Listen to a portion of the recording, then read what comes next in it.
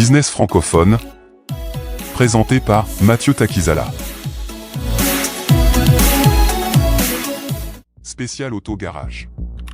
Société de la maintenance automobile et de la distribution des pièces des rechanges et véhicules multimarques en République démocratique du Congo.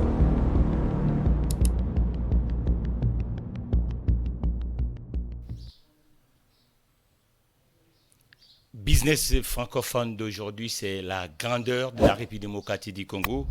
Nous serons avec un grand nom des affaires, un grand entrepreneur, politique aussi. Il est né dans une grande ville congolaise qui s'appelle Bumba. Bumba, le riz de Bumba à Kinshasa, en 1956. Donc, c'est le jour de le grand Gabriel Mokia. Il est né là-bas. Mais aujourd'hui, c'est cette figure emblématique de l'économie, de business. Je ne serai pas seul dans ce plateau, je serai accompagné avec ma consoeur. Elali, bonjour. Bonjour, estimé confrère Mathieu. On parlera de quoi avec la grandeur de la République démocratique du Congo des affaires. Vraiment, bonjour. Je profite aussi pour dire bonjour à notre invité, président Moukia. Merci beaucoup. Voilà, avec notre invité, on va juste parler sur la problématique de l'économie, comme vous l'avez évoqué au début. Mais beaucoup plus, on va se focaliser sur les moyennes et petites entreprises en République démocratique du Congo. Quelles sont les stratégies pour faire développer encore de nouveau notre pays, la République démocratique du Congo? Alors, ceci, on va profiter aussi de l'expérience de notre invité parce que là aussi de l'entrepreneur en succès dans les domaines du café et de l'immobilier en République démocratique du Congo. Ça pourtant aussi lui flatter, on dirait il est aussi l'un des millionnaires. Non, il est grand, vous savez. J'ai l'impression on a Tony Lumelo en face de nous, j'ai l'impression on a Zuckerberg en face de nous parce que vous imaginez quelqu'un qui est provincial, parce que dans les années 50, 4 ans avant l'indépendance, ça veut dire que on essaie à Bumba et Kinshasa, qui était le pôle ville à l'époque, ma consoeur, et il se décide. On va savoir dans ces plateaux aujourd'hui pourquoi il devient dans l'agriculture, parce qu'à l'époque, il fallait imiter les Noko, comme on disait, heureusement, Gabriel Mokia, le grand patron congolais des années 70-80, il nous dira quel était le signe qui a déclenché de Bumba à Kinshasa, l'aventure était comment. Et c'est ça qu'on va voir aujourd'hui parce que de nos jours, et puis la particularité, c'est un entrepreneur qui a émergé dans l'agriculture. Vous savez, aujourd'hui au Congo, quand on est dans le secteur agricole, vous ne représentez rien. Et puis, on va essayer un peu de comprendre. Et il est là. Bonjour, le grand patron de l'époque d'Isaïr. Et jusqu'à aujourd'hui, vous êtes patron parce que le nom de Mokia incarne les affaires. Bienvenue dans Business francophone de la chaîne francophone de Kinshasa. Merci beaucoup. Voilà, donc on voulait plus vraiment comprendre aujourd'hui, qu'est-ce qui vous amène d'abord dans les affaires? Bon, vous savez, nous avions une province à vocation agricole, qui est l'Équateur.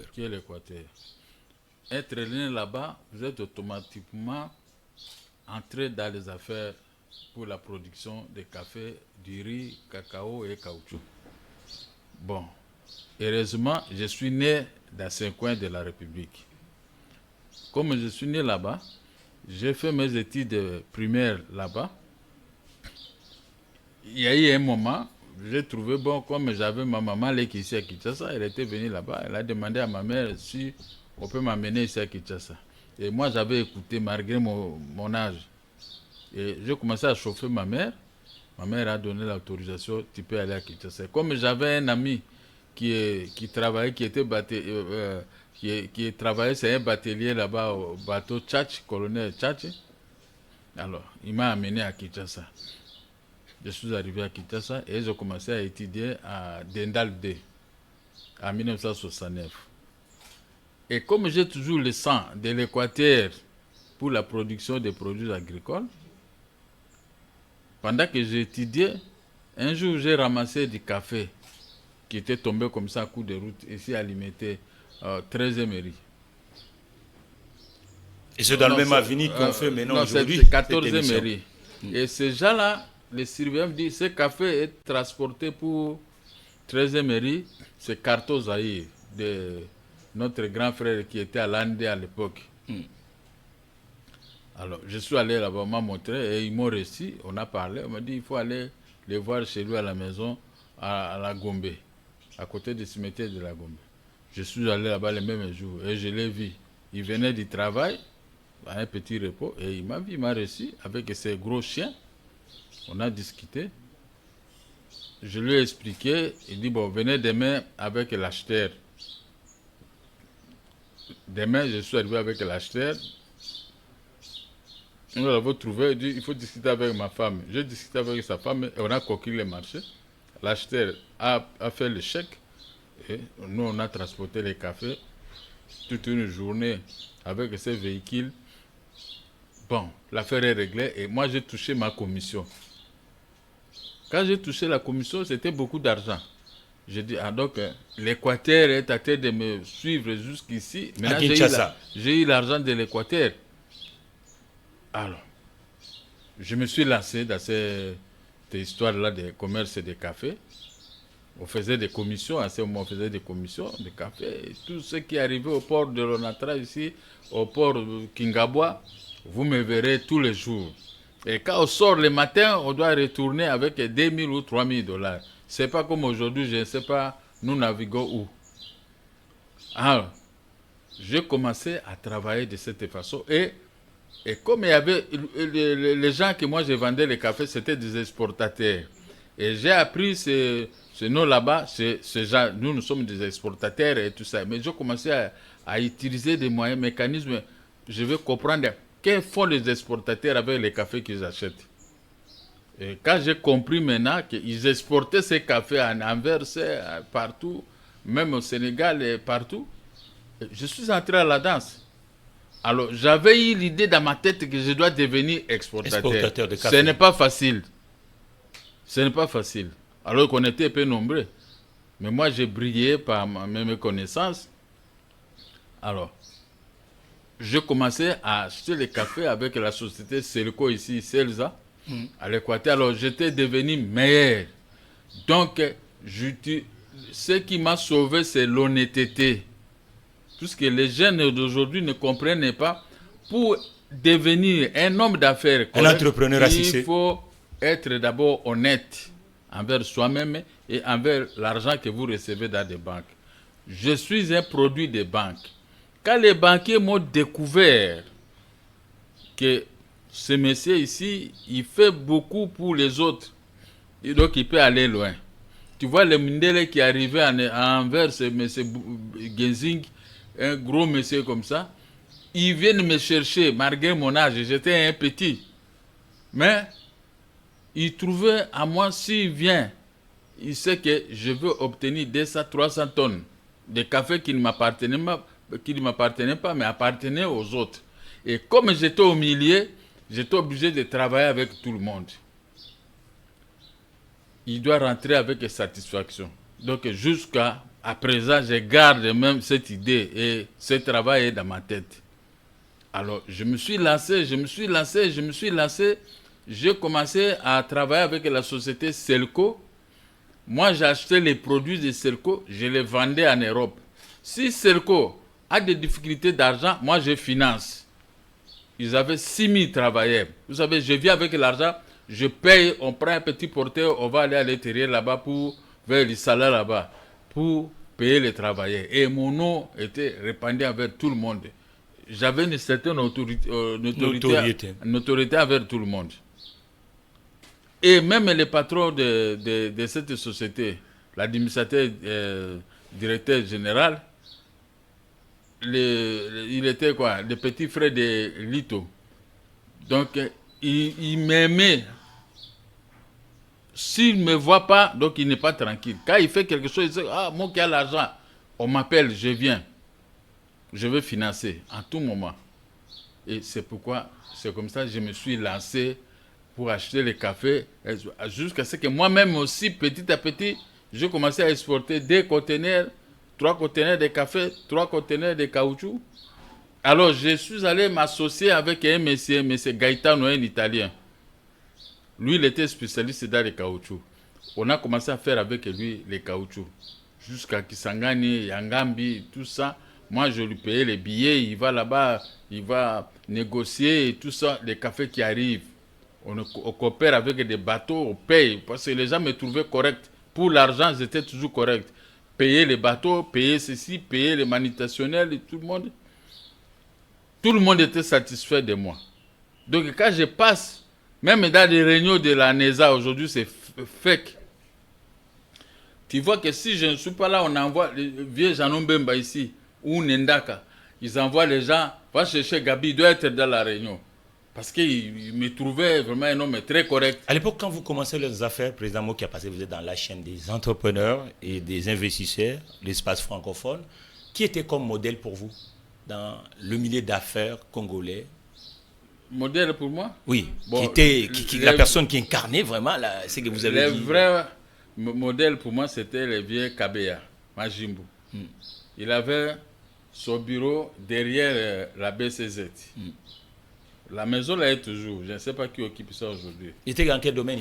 Il était exportateur de café. Toujours café. Il était un grand monsieur, donc tu le vois toujours comme ça, Majimbo. Voilà.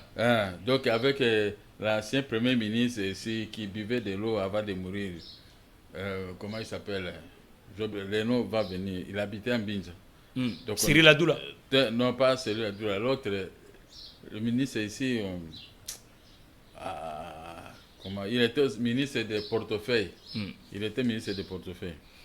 Alors, lui, tous les jours, il laisse son bureau de portefeuille vers l'hôtel Palace. Il vient me chercher pour qu'on cause, les ministres, en fonction. On va causer où? On ne causait pas dans les bureaux, on causait dehors le bureau de Kabeya.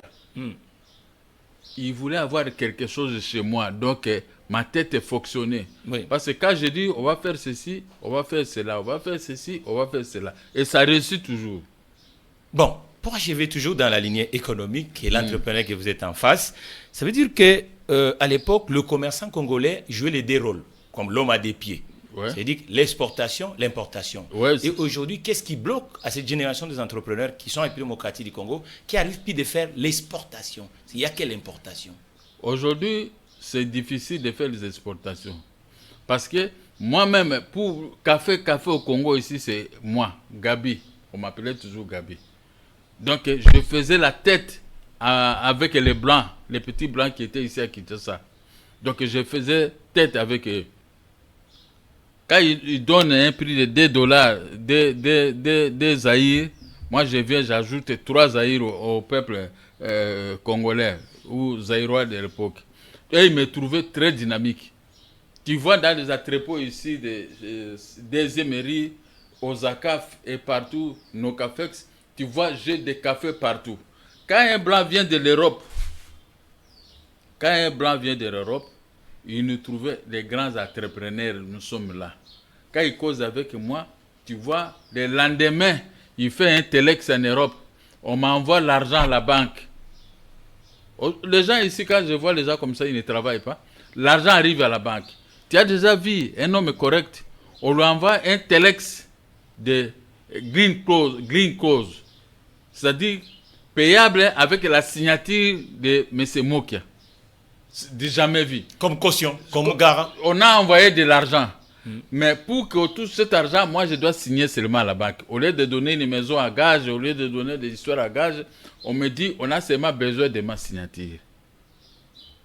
Et ça faisait du bien aux Congolais parce que j'ai aidé beaucoup de gens, j'ai acheté beaucoup de café. Les grands commerçants comme les Chochos là vers l'autre Jalaba et tout ça, tout le monde venait me chercher à tout moment. Parce qu'ils savaient que cet entrepreneur ici, vraiment, il ira. Je pouvais même acheter des avions et des bateaux aujourd'hui, ni t'étais la rébellion de l'AFDEL. Et comme moi, je connaissais ce système à Kisangani partout, et même Dokolo, moi, j'ai fait après, je suis arrivé à être aussi transitaire. Ouais, l'entrepreneuriat. Oui. Je faisais des exportations. J'achetais tous les cafés moi-même à l'intérieur. Donc, Dokolo, vous avez connu aussi l'essor de Sanou, Dokolo, la banque de Kinshasa? Oui, Dokolo, c'était mon client préféré.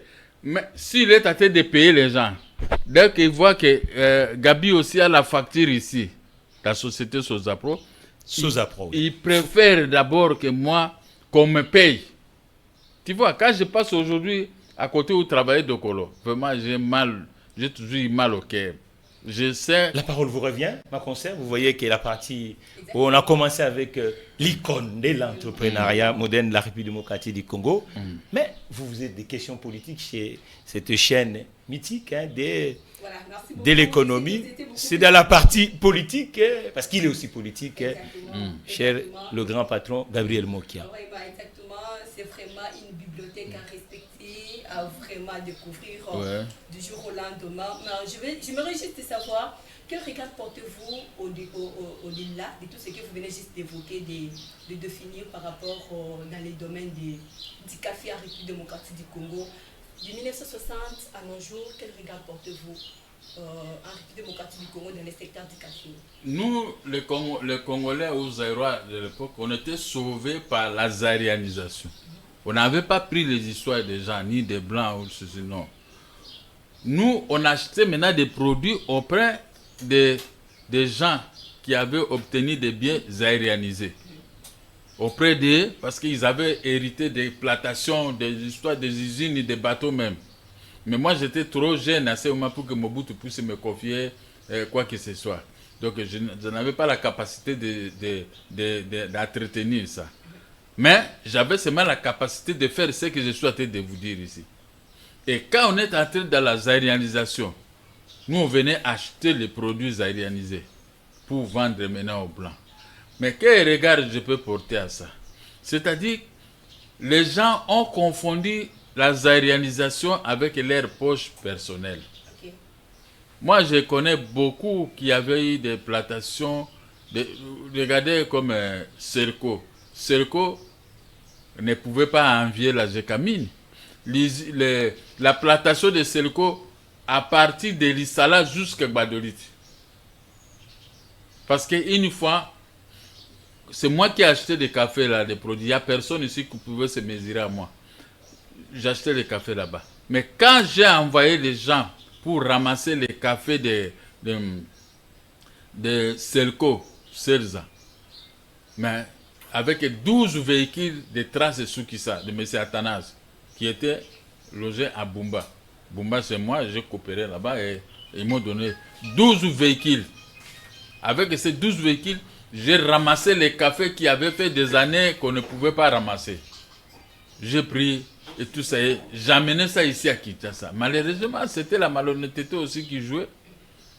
Quand une fois j'ai évacué au moins 400 ou 400 et quelques tonnes de produits, les produits sont arrivés à IATC, BAT ici, les ports de Selco. Mais qu'est-ce qu'on a fait? Les cafés que moi j'ai ramassés, je pouvais envoyer ça en Europe et leur payer de l'argent pour que puisse faire tourner l'argent entre nous Congolais. Mais ils sont allés prendre des biens Mengalisseme qui était PDG d'une petite banque ici à Kinshasa. On lui a donné les produits. Et on a donné des instructions que moi je ne peux pas entrer au port Serco. Mais c'est mon café, c'est moi-même qui avais évacué. Regardez même les manœuvres que j'avais fait pendant autant de mois. Mais... Voilà, de toute façon, en vous suivant, est-ce que dans l'affirmative, c'est la politique utilisée actuellement qui pose problème ou bien c'est le système des affaires qui pose problème? Bon, aujourd'hui, je pouvais en arriver là. Pour le moment, on ne peut pas s'en sortir, personne. Parce que pour s'en sortir, moi je suis spécialiste à tout ce qu'il faut ici. Moi je les regarde. Moi je les regarde. Il n'y a personne qui peut se mesurer à moi. Parce que les vieux qui pouvaient se mesurer à moi, avec moi, ils sont presque morts. Les Nendaka, les Bomboko, les grands et des grands qui étaient ici, ils sont presque morts. Ils ne sont plus vivants avec nous. On peut s'en sortir si on a traité des plantations à l'intérieur du pays. Or, malheureusement pour nous les Congolais, l'AFDEL est arrivé avec son cortège de malheur. Moi j'avais des phonies partout, à Gbadolite, à Bumba, à Dissala et presque partout, même à l'est du pays. J'avais des phonies pour contrôler les mouvements d'entrée et de sortie des cafés. Mais quand l'AFDEL est arrivé, l'AFDEL a détruit toutes les plantations de la République démocratique du Congo. L'AFDEL a détruit 5000 petites et moyennes entreprises qu'on en avait, y compris ma petite société, la Sousapo. Quand l'AFDEL est arrivé, il m'a arraché tous les phonies que j'avais. Et qu'est-ce que je pouvais faire? Qu'est-ce que vous pouvez faire avec, contre un homme qui a une arme à la main? Alors, quand l'AFDEL a récupéré ces histoires, nous sommes restés maintenant comme ça, main vide. Et j'ai commencé maintenant à faire les tours de prison. Aujourd'hui, je suis à prison, on m'arrête. Quand je sors, je recommence. Quelques jours après, on m'arrête, on m'amène toujours à prison. Entre-temps, les cafés que j'avais envoyés en Europe sont arrivés. J'ai signé les documents pendant que je suis en prison. Vous voyez? Je suis à prison puis j'ai signé les documents là-bas de l'exportation. Mais comme maintenant ces petites et moyennes entreprises sont complètement détruites. Mais aujourd'hui, comment vous pouvez vous en sortir? Si on peut faire un débat sur ça, par les gens qui sont intelligents, qui peuvent me suivre, comment ils peuvent s'en sortir? Parce que dans le commerce des cafés, il faut d'abord entretenir la plantation. Il faut cueillir les cafés et sécher ça et transporter ça de l'intérieur jusqu'ici, amener ça à l'Osakaf. On va décortiquer, après décortiquage, et on va maintenant retraiter ces cafés pour mettre dans les sacs vides. Entre les sacs vides, c'était quoi? On a acheté les sacs vides, c'est Tshisakine, à la Gombe là-bas. Mais aujourd'hui, Tshisakine n'existe pas. Où est-ce qu'on peut trouver les sacs vides? Et puis, vous envoyez ces cafés en Europe, à Matadi. Moi-même ici, j'ai resté jusqu'à 3 h du matin à l'Onatra, en train de mettre les cafés dans le wagon pour que les cafés puissent arriver à Matadi. Je ne dormais presque pas. Et puis les cafés arrivent jusqu'au gare Karakala. Là, on me forme, mes agents vont aller là-bas, ils vont régler jusqu'à embarquer les cafés. Mais c'était un grand travail. Hein? Il faut être un homme intelligent pour faire ce que nous on faisait. J'étais beaucoup plus apprécié par le vieux Janon Bemba. Lui-même, il a détruit sa société Contilift. Il a dit, mes cafés et tous les jeunes hommes, Lambouza, Gabi, c'est lui qui va commencer à exporter. Parce que je ne ratais pas les embarquements. Mais aujourd'hui, il m'a dit, moi, comment vous allez faire? Vous n'avez pas de plantation, vous n'avez rien, vous n'avez pas les moyens d'évacuation. Si vous voulez faire du café aujourd'hui, les bateaux que vous allez louer, si vous achetez 300 tonnes, le propriétaire du bateau, il prend 150 tonnes et vous prenez 150 tonnes. C'est une perte. Donc, il faut avoir des bateaux. Et Chanimetal qui fabriquait des bateaux aujourd'hui, à quel état Chanimetal se trouve? Donc, des responsables, des spécialistes de tous ces domaines que vous dites ici, moi je suis là, je suis encore parmi les vivants. Donc, pour ça, on vous a appelé dans la chaîne des entrepreneurs et des investisseurs. Les petits entrepreneurs que je vois ici, ils courent, ils savent pas ce que moi je dis ici. Et ils ont leur façon de voir, acheter, je ne sais pas quoi là, et vendre, acheter des véhicules, on fait des mafias, on fait tout ça. Ça, ce n'est pas l'entrepreneuriat. Mais l'entrepreneuriat, c'est quand nous on faisait. Et tu vois, je sors le matin, je vais au service, je vais vraiment au service. Les produits arrivent de l'intérieur. Tout le travail que j'ai fait, vous contrôlez, vous trouvez que non, ça c'était un monsieur correct. C'est comme ça qu'on faisait. Donc, aujourd'hui, je vous dis, c'est très difficile de faire l'entrepreneuriat comme nous on faisait hier. Parce qu'aujourd'hui, c'est du bouillabaisse. N'importe qui s'autoprogramme entrepreneur, mais tu ne vois pas sa base. Qu'est-ce qu'il a? Il a commencé où? Et quelles sont alors les caractéristiques pour dire que je suis également entrepreneur ou bien je peux me dire devant la face du monde que je suis entrepreneur? Mais vous avez suivi dès le début ce que je vous ai dit, non? Comment nous on a commencé? Il faut d'abord commencer avec les gens de l'intérieur, les plateurs. Vous maîtrisez d'abord le système des plateurs, comment ils fabriquent ces cafés, et comment ça arrive à Kinshasa, comment vous pouvez retraiter et comment ça va arriver en Europe. Chacun a son domaine. Hein. Moi, je vous parle ici de café, cacao, caoutchouc, et je faisais aussi des transits maritimes. J'avais une société, ATEM, agence de transit maritime. On a vu ça, Et vous étiez aussi dans le média, chez le président Gabriel Moukia. Des médias. Éditeur en 1990. 82. Les 86. 90 et tout ça. Et avec ça, l'éditeur, j'étais éditeur de journal, et pas n'importe quel éditeur. Les diplomates, on dit. Les diplomates, moi, je faisais la tête avec tout le monde ici. Hein? Ceux qui me connaissent, ils savent que Mokiassi, il est écrit pour vous. Et demain, c'est le 14. Et j'ai fait révoquer même des ministres ici. Chose qui est impossible aujourd'hui. Les gens qui volent l'argent aujourd'hui. Si moi, je peux les attaquer, j'ai toujours ces ça-là. Ce n'est pas disparu.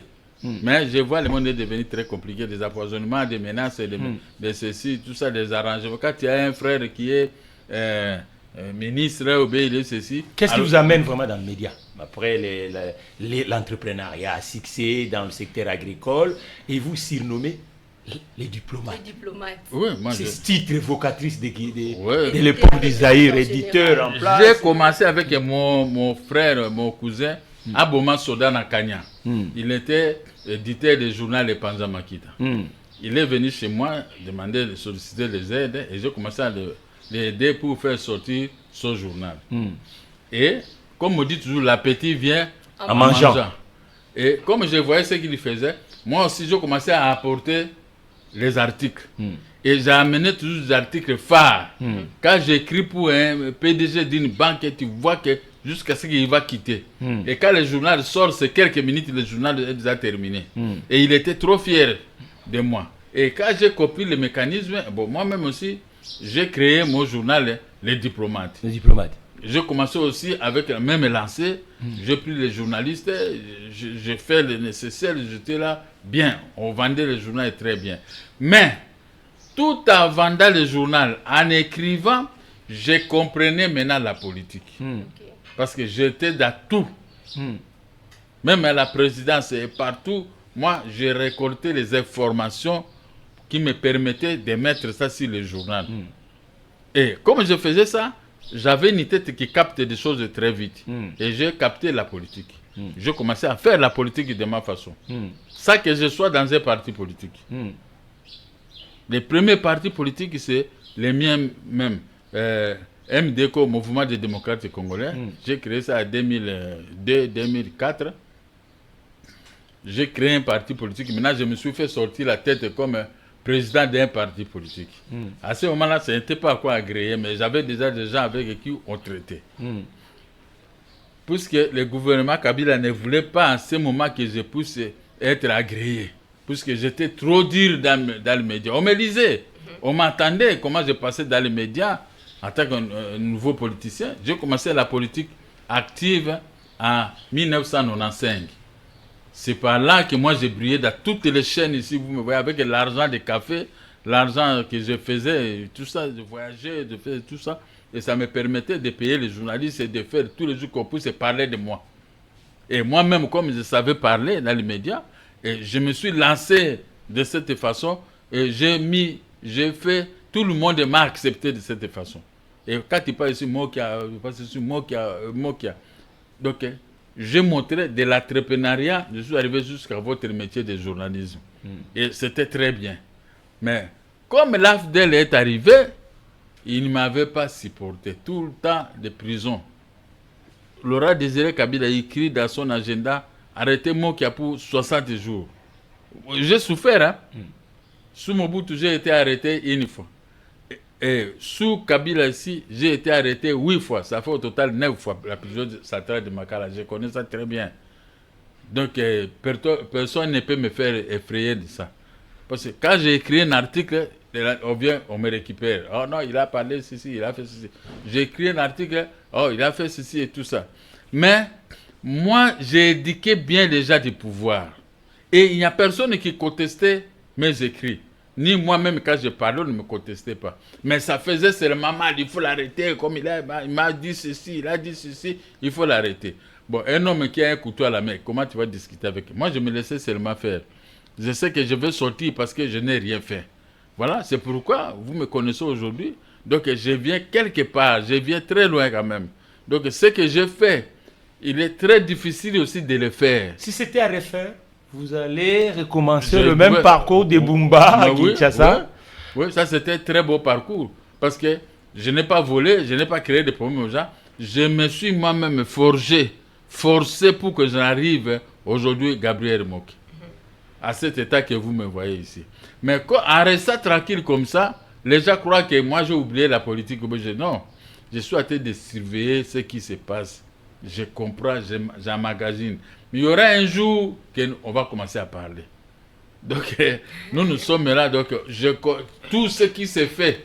Toi, tu crois que moi je dors? Je ne dors pas. J'écoute, je vois tout. Mais comment vous avez créé à votre époque, je sais pas, beaucoup d'emplois dans le pays? Ouais. Dans votre génération, le Congo avait des grands hommes d'entreprise. Et aujourd'hui, en démographie, nous sommes le premier espace francophone parce que les gens qui parlent la langue française, il n'y a pas un territoire qui dépasse la démographie congolaise. Et comment vous conciliez? Vous avez fait des belles œuvres, mais la nouvelle génération de Congolais, vous ne trouvez pas des grands patrons avec cette charisme de Gabriel Mokia qui arrive et qui affronte et qui cherche à comprendre que ce que le colon faisait et le Congolais pouvait faire. Et ils ont eu la malchance de ne pas vivre comme nous. Nous, on a connu la zaïrianisation. Nous, on a connu les moments très fertiles où tout le monde faisait de bonnes choses. Mais pour le moment est qu'il faut aller voler. Parce qu'ils montrent seulement aux enfants comment voler. Mais nous, à l'époque, on nous montrait comment travailler de vous-même pour obtenir l'argent. Nous, on craignait les parquets, on craignait les policiers, on ne connaissait même pas ces gens-là. La police et autres. Mais aujourd'hui, tu vois, ils sont toujours amis de la police et de ceci. Parce qu'ils ne font pas un travail correct que les gens peuvent apprécier. Vous m'avez suivi dès le début, je vous dis comment j'ai commencé. Oui.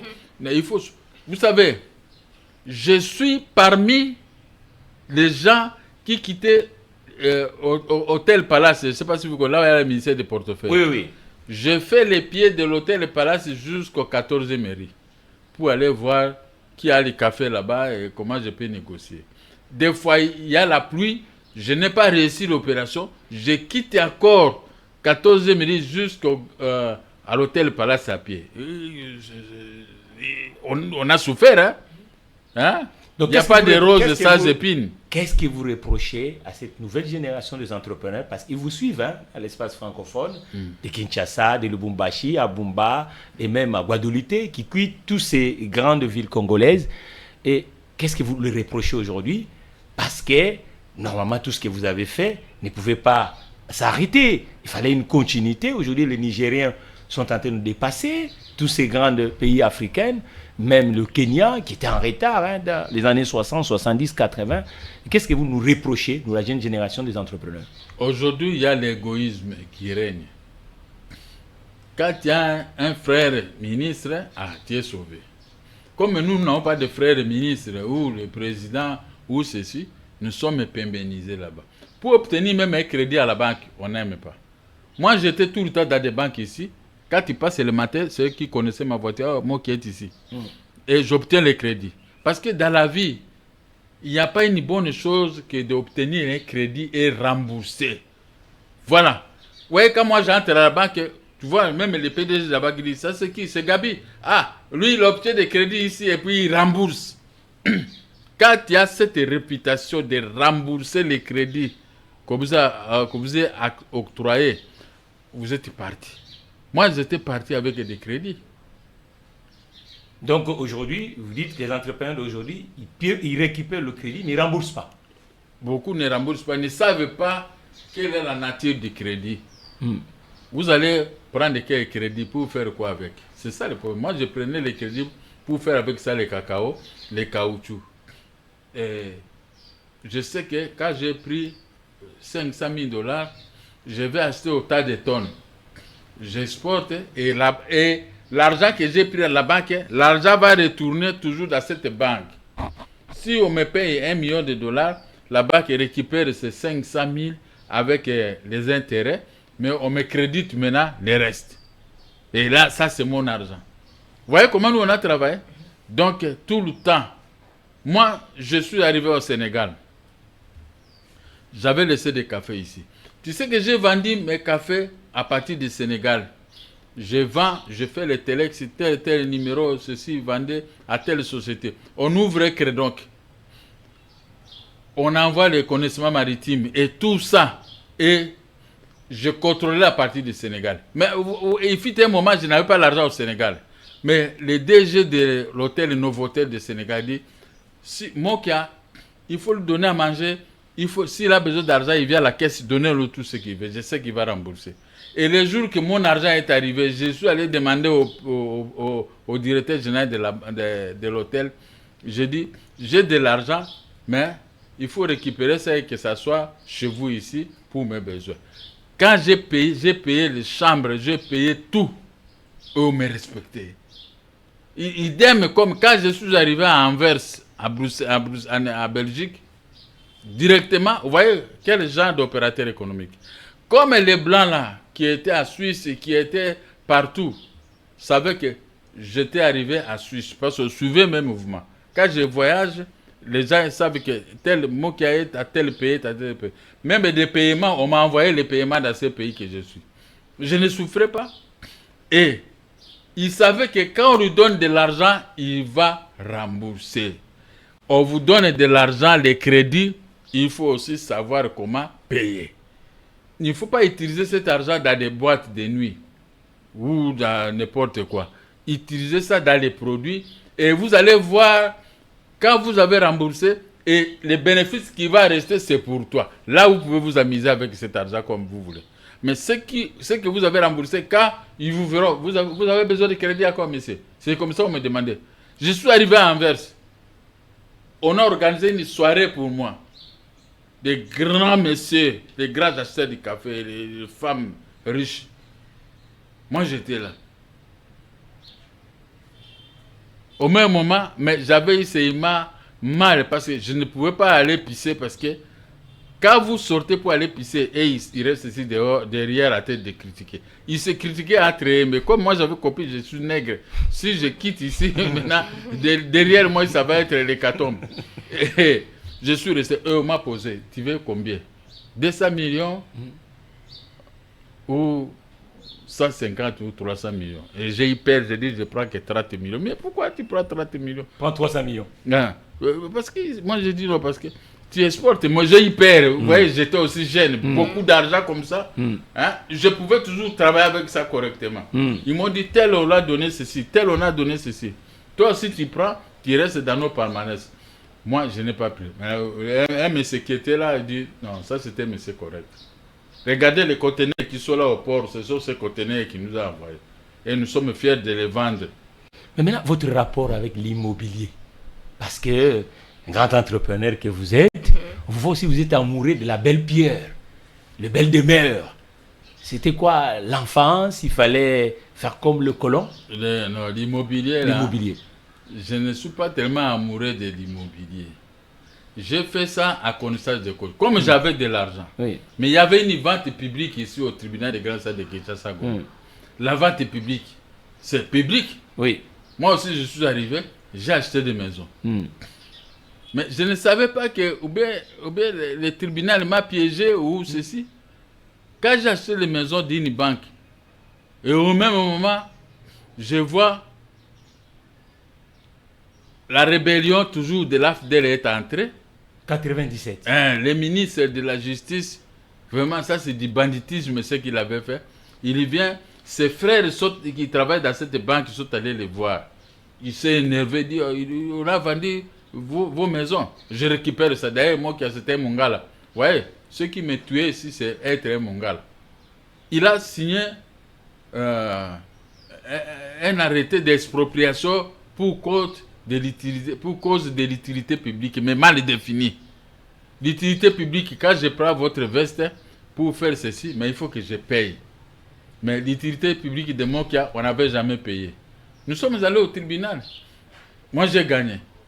On est parti encore au tribunal et ils ont gagné parce que c'est le ministre. Quand il avait révoqué 315 magistrats, au même moment, les magistrats, ils perdent, disent non, sinon, nous vous donner raison, le ministre est derrière ces gens-là, il va nous révoquer.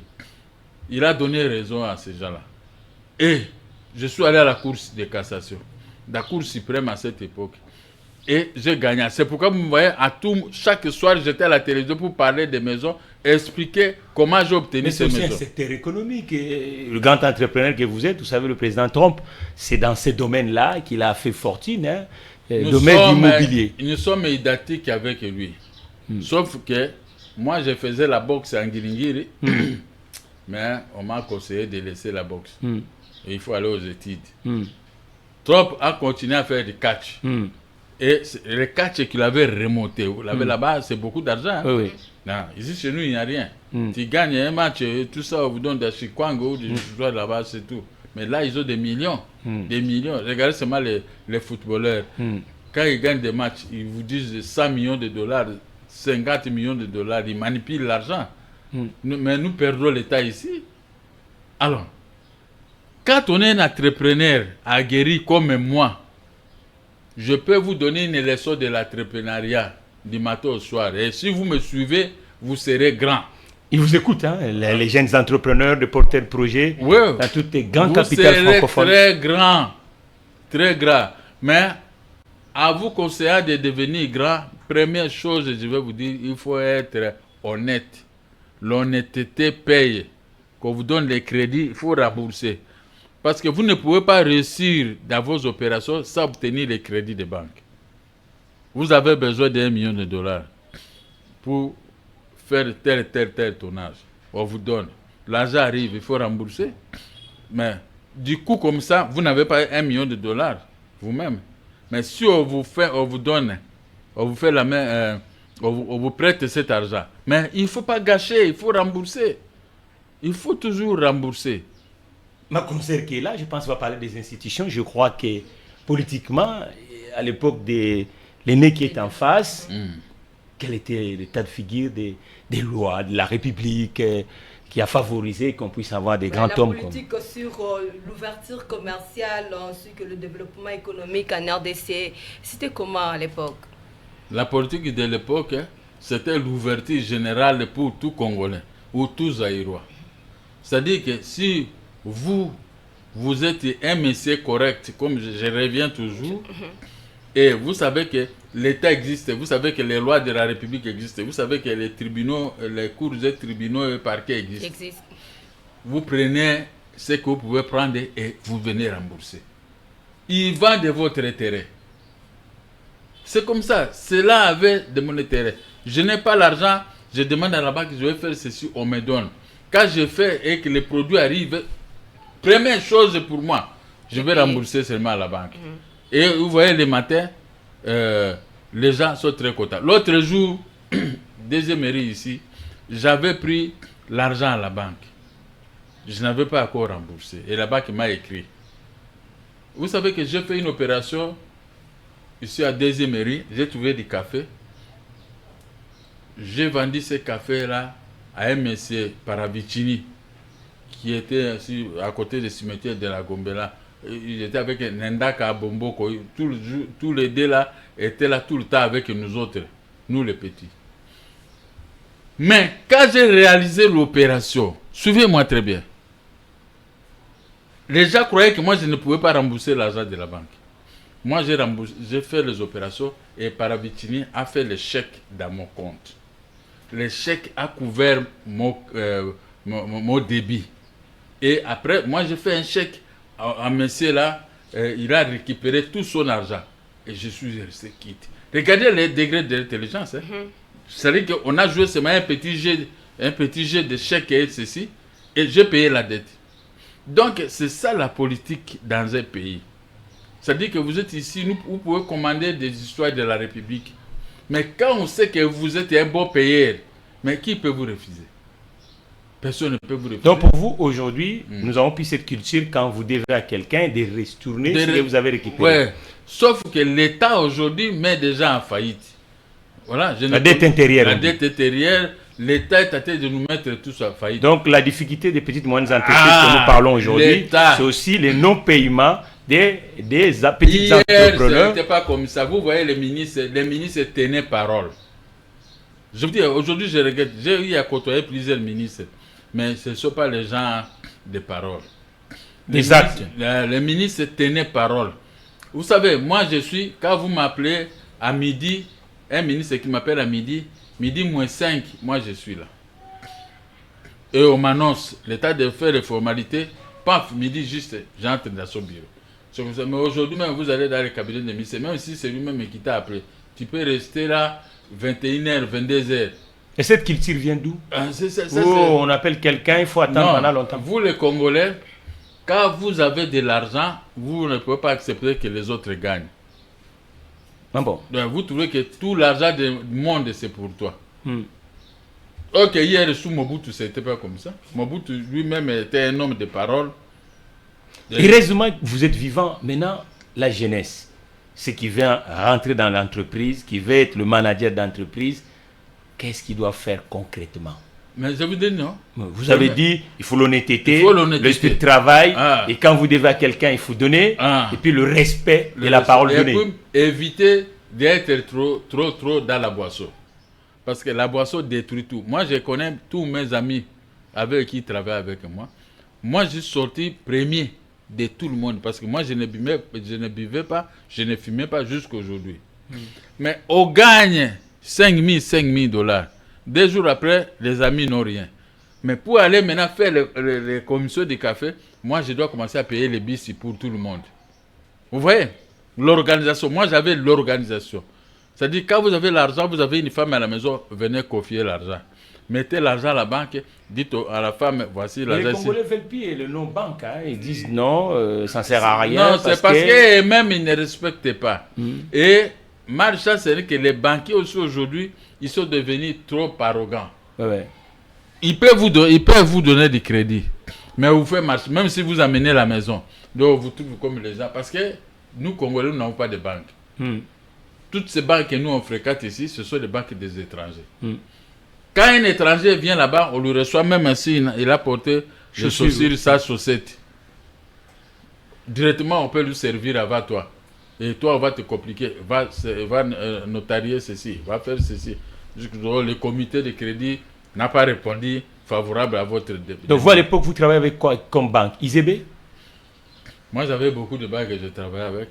Y compris IZB aussi. Y compris IZB et même la Banque commerciale du Congo, Zaïre à l'époque. Qui a donc... La BCDC d'ici, moi j'ai travaillé avec. L'autre jour, la BCDC m'a donné du crédit au 14e niveau. Mais ils ne savaient pas que moi j'avais tout payé les cafés avec cet argent. Mais j'ai fait un voyage en Europe. Oh non, mon il est parti, il a fouillé, tout ça. Quand je suis arrivé, et j'ai arrangé les choses là-bas. Le produit que j'avais acheté, que j'avais envoyé, est arrivé. Et la BCDC a vu mon compte crédité automatiquement du montant principal qu'il m'avait donné et les intérêts que j'avais gagnés. Et même ils sont venus, venez à la banque pour récupérer vos maisons. La maison, c'était des petits gabis. Il a encore cette maison jusqu'à aujourd'hui. Donc, moi, quand j'étais ici le soir, je dis, mais j'ai donné la maison de mon fils. Et maintenant, comment je peux faire? Comment je vais me justifier un jour vis-à-vis de cet enfant-là? Mais quand j'ai payé, j'étais très content. Et j'ai récupéré, j'ai dit à petit gars, voilà, j'ai récupéré la maison à la banque. Donc, c'est comme ça. L'honnêteté paye. Et puis, en plus, le gouvernement doit soutenir les entrepreneurs, des petites et moyennes entreprises. Parce qu'aujourd'hui, il n'y a plus de petites et moyennes entreprises. Les petites et moyennes entreprises qui sont ici, c'est pour les hindous pakistanais, les libanais et les autres. Pas pour nous. Nous sommes les gens, les vendeurs de cartes de pré-prière sur l'avenue, boulevard de 30 jours, tu vois quelqu'un. L'informel. L'informel, là, tout ça. Mais c'est pas. Comment? Moi, je viens de l'Europe. J'ai fait l'Espagne, j'ai fait Suisse. J'ai fait Belgique, j'ai fait comment on appelle, Paris, la France. Mais j'ai vu comment les gens travaillent, des millionnaires. Mais ici, chez nous, où sont les millionnaires? Les millionnaires qui sont ici sont des voleurs. Ils ont volé l'argent de l'État. J'ai vu comment les gens travaillent. Quelqu'un comme toi, tu as une entreprise. Le matin, tu te réveilles, tu vas là-bas, tu as des gens et tout ça. Mais ici, chez nous, vous allez engager les gens pour les payer quoi. Moi, depuis des années, j'ai toujours des travailleurs chez moi. Je ne manque pas de travailleurs. Je donne toujours du travail aux gens. Et maintenant, puisque j'étais soutenu aussi par des banques, quand on me payait, moi aussi, je payais facilement les travailleurs. Mais aujourd'hui, l'État s'embrouille, et tous ces gens, tout le monde s'embrouille, donc on ne nous considère pas. Vous avez vos moyens, 10 000 dollars payer moi, parce que je vais payer les fonctionnaires, les travailleurs. D'ailleurs, les fonctionnaires, on les paye les miettes. Mais moi, j'étais en Europe, j'ai vu comment les gens touchent. Je dis, regardez mon accréditif. C'est beaucoup d'argent, mais pas ici chez nous. Quand vous payez quelqu'un $150, tandis qu'en Europe, là, ils touchent 2 000 euros, 3 000 euros. J'étais à Suisse. À Suisse, là, on paye 7 000 francs suisses, 5 000 francs suisses, des petits comme ça. J'ai dit, mais c'est très bien. Pourquoi, quand il vient ici, il ne peut pas être arrogant? Pourquoi? Parce qu'il vous trouve, quand il voit ton salaire, c'est comme ça, $50. Les types rigolent. Hein? Rigolent. Voilà, c'est pourquoi vous n'avancez pas. Donc, écoutez, on était avec l'icône de l'entrepreneuriat moderne, la République démocratique du Congo. Vous avez un mot à placer sur le grand entrepreneur et le politique. Exactement, comme c'était juste notre problématique sur le petite moyenne entreprise. Oui. Moi, je souhaiterais que le président au moins préconise quelque chose, que ce soit du côté des entrepreneurs, que ce soit aussi du côté de l'État congolais pour redresser le fonds de la République démocratique du Congo sur le plan économique, sur le plan social et politique, pourquoi pas. Vous savez que dans d'autres cieux, vous êtes né fils de tel pays. Quand vous grandissez, vous commencez à faire des affaires, vous avez le droit de prendre les crédits à la banque. Automatiquement. Mais il y a une loi quoi, ici à l'Assemblée nationale qui parle de loi des petits commerces. C'est réservé aux titulaires. Ça, c'est zéro. Ils sont embrouillés par les Indiens, les hindous pakistanais et tout ça. Vous voyez, toutes ces sociétés-là, ce sont des sociétés des Indiens associées avec les grands Ngolo, comme on dit ici. Ces gens-là ne peuvent rien respecter de l'État parce que l'État lui-même est là-bas dedans. C'est ça qui tue le pays. Moi, Mokia, quand je regarde comment je vis maintenant et comment je vivais hier, mes droits étaient toujours respectés. Quand vous respectez les droits de la population, le pays va se développer automatiquement. Moi, quand j'achetais le café à l'intérieur, il y a des routes où j'ai payé de l'argent, les gens vont débrayer, vont fabriquer des routes pour le passage des véhicules. Voilà. Mais aujourd'hui, qui peut faire ça? Parce que qui a l'argent pour commencer à engager dans... Zéro. Je vois seulement là où j'habite au centre-ville. Comment le centre-ville est embrouillé de l'eau. Nous sommes pendant la période de saison sèche. Mais il y a toujours l'eau dans les avenues, comme des rivières. Et vous étiez candidat président de la République. Ah, mais j'ai déjà admettons dit ça. Si vous étiez aujourd'hui le dirigeant de la République démocratique du Congo. Vous n'aurez pas voir ce que je vois ici. Moi, d'abord, je dis, moi je suis au centre-ville depuis 1973. Tous mes amis avec qui on a grandi, même le Ngongoluo, nous on l'appelait journaliste. Il était jeune et un petit comme ça. Tous mes amis sont en Europe. Mais ils regrettent comment moi qui est toujours au Congo. Moi, j'ai dit, j'aime mon pays, je reste. Mais quand je vois le Ciné Palladium, Ciné Rack, partout où nous on fréquentait, aujourd'hui ça n'existe pas.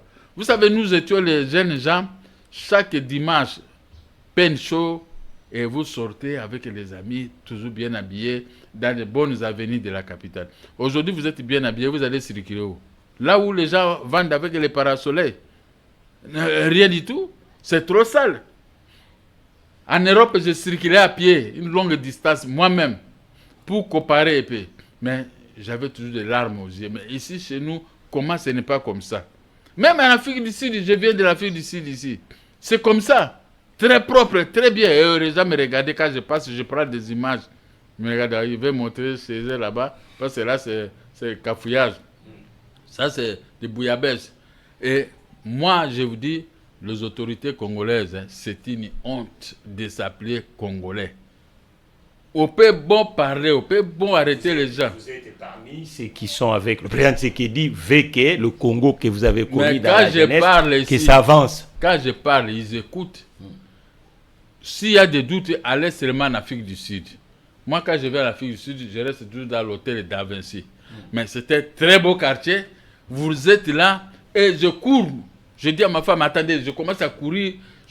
Le plaisir de vivre. Donc, je suis dans une très belle ville. Mais quand je viens chez nous, à partir de l'aéroport même, Donc, Vous avez le dégoût. j'ai le dégoût, donc c'est pas facile de vivre. Vous comprenez, c'est un grand homme qui a bâti la République démocratique du Congo avec son intelligence en tant qu'un entrepreneur. Un entrepreneur, c'est ce qui construit les nations. Ouais. Alors nous vous remercions. Le Ouais. plaisir était de notre côté, dans cette chaîne des francophones, d'avoir vous en face de nous, parce que c'est pas n'importe qui, c'est les grands Je peux vous hommes. ajouter, l'État doit écouter ce que je dis.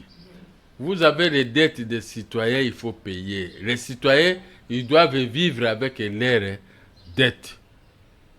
Hein? Ce n'est pas seulement de venir avec DGI ou réclamer, tu n'as pas payé, on arrête si je veux. Mais l'État aussi, quand l'État doit, il faut cesser d'être orgueilleux, il faut payer. Quand un citoyen congolais vous explique qu'il a des travailleurs, il peut aussi faire beaucoup. Ouais, quand j'ai de l'argent, je veux m'engager à faire beaucoup, engager même les jeunes gens qui terminent l'université, comme je le faisais hier. Mais si vous ne payez pas les dettes, comment est-ce que le pays va marcher? On ne peut pas bloquer le pays seulement à cause des humains. Donc lui, on ne le paye pas. Lui, on ne le paye pas. Donc nous avons des moyens, il faut qu'on nous paye ces moyens. Ce n'est pas que quand un blanc vient ici, nous regarde comme ça, ils sont des pauvres. Non, nous ne sommes pas des pauvres. Peut-être que j'ai des moyens plus que vous. Hein? J'ai circulé dans les pays et j'ai compris. Je ne sais pas si vous avez moi placé, parce que là nous atterrissons déjà avec nous le sommes président. déjà arrivés à la fin de cette émission. On croit bien que prochainement on aura aussi le réel plaisir d'avoir encore le président sur ce plateau pour en parler plus. Voilà donc l'émission, les bonnes choses, ne dire pas, nous sommes déjà à la fin avec le président Gabriel Mokia. Les entrepreneurs francophones, régal modèle à suivre. République démocratique du Congo, la jeune génération, il faut suivre. C'est en commençant petit qu'on devient grand. Pour la chaîne francophone, nous remercions aussi ceux qui nous suivent. Likez, partagez, et puis l'équipe technique, quant à moi. Exactement. Prochain numéro avec le président Gabriel Mokia. Merci. On parlera même d'autres. Pourquoi pas l'arrière-pays, le monde rural. Il faut Merci. Merci. Merci beaucoup. Très bien. InfoSag. Première chaîne des entrepreneurs et investisseurs en République démocratique du Congo.